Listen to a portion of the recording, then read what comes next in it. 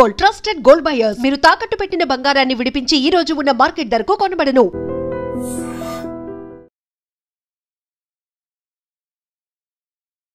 Media మిత్రులందరికీ ఒక చిన్న రిక్వెస్ట్ అండి. ఇప్పుడు ఫ్రెండ్ బర్త్డే పార్టీ అని వెళితే మనము అక్కడ ఏం జరుగుతున్నాయో లేకపోతే వాళ్ళకి సంబంధించిన మిస్టేక్స్ అన్నీ మన పైన తోయడం కాదు కదండి. మీరు కూడా ఒకసారి చూడండి. చూసి దాన్ని బట్టి నిజంగా ఏమన్నా ప్రూఫ్స్ లేకపోతే ఏమన్నా మనం కూడా ఏమన్నా మిస్టేక్ చేసామని తెలుసుంటే అప్పుడు మీరు నా ఫోటో వేస్తే బాగుంటుందండి. కానీ ఎలాంటి ప్రూఫ్స్ లేకుండా మీరు నా ఫోటో యూజ్ చేసి ఇలా నెగిటివ్గా చేస్తే నా కెరియర్కి ఎంత ఇబ్బంది అండి. ఎంత కష్టపడి I have come this far.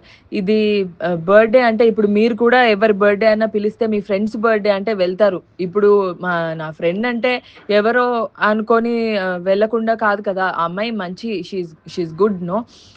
అలా నా ఫ్రెండ్ అని చెప్పి నేను వెళ్ళాను.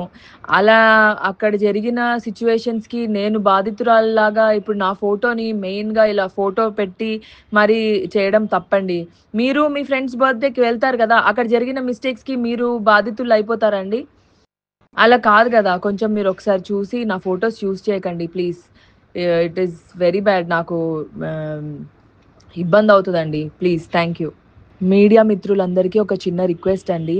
ఇప్పుడు ఫ్రెండ్ బర్త్డే పార్టీ అని వెళితే మనము అక్కడ ఏం జరుగుతున్నాయో లేకపోతే వాళ్ళకి సంబంధించిన మిస్టేక్స్ అన్నీ మన పైన తోయడం కాదు కదండి. మీరు కూడా ఒకసారి చూడండి.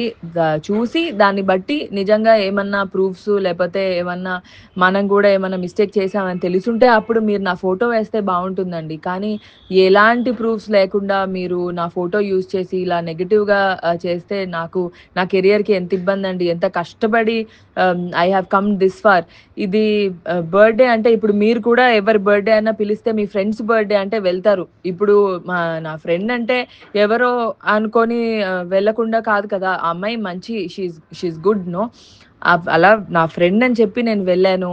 అలా అక్కడ జరిగిన సిచ్యువేషన్స్కి నేను బాధితురాల్లాగా ఇప్పుడు నా ఫోటోని మెయిన్గా ఇలా ఫోటో పెట్టి మరి చేయడం తప్పండి. మీరు మీ ఫ్రెండ్స్ బర్త్డేకి వెళ్తారు కదా, అక్కడ జరిగిన మిస్టేక్స్కి మీరు బాధితులు అయిపోతారండి. అలా కాదు కదా. కొంచెం మీరు ఒకసారి చూసి నా ఫొటోస్ యూజ్ చేయకండి please. It is very bad. నాకు ఇబ్బంది అవుతుందండి. ప్లీజ్. Thank you. అందరికీ నమస్కారం.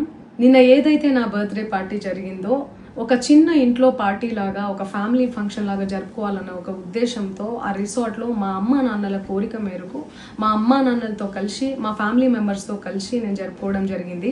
అక్కడ మా అమ్మా నాన్నలు, మా అమ్మా నాన్న ఫ్రెండ్స్, మా ఫ్యామిలీ ఫ్రెండ్స్, మా టీమ్ మెంబర్స్ మాత్రమే ఉండడం జరిగింది. అండ్ అట్లనే లిక్కర్ ఉండడం జరిగింది, సౌండ్ సిస్టమ్ ఉండడం జరిగింది. సో సౌండ్ సిస్టమ్కి లిక్కర్కి పర్మిషన్ తీసుకోవాలని చెప్పి నాకు అస్సలు అవగాహన లేదు, ఐడియా కూడా లేదు. అది అనుకోకుండా సడన్గా ప్లాన్ చేసుకొని వెళ్ళిపోవడం జరిగింది అక్కడ. సో అందుకు నాకు అవగాహన లేదు. లేకుంటే నేను డెఫినెట్లీ తీసుకునేదాన్ని. నాకు అసలు గైడెన్సీయే లేదు.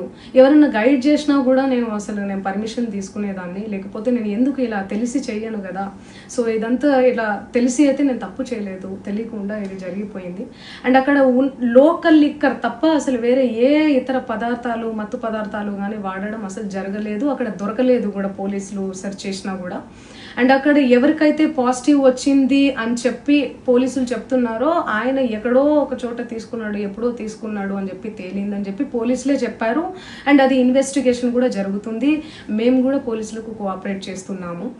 అండ్ నేను ఎందుకు ఇలా చేస్తాను, అసలు నాకు తెలిసి ఎందుకు చేస్తాను, మా అమ్మా నాన్నలతో దట్టు మా అమ్మా నాన్నలు పెట్టుకొని ఇలాంటివి నేను ఎంకరేజ్ చేస్తానా, ఇలాంటివి చెప్పండి.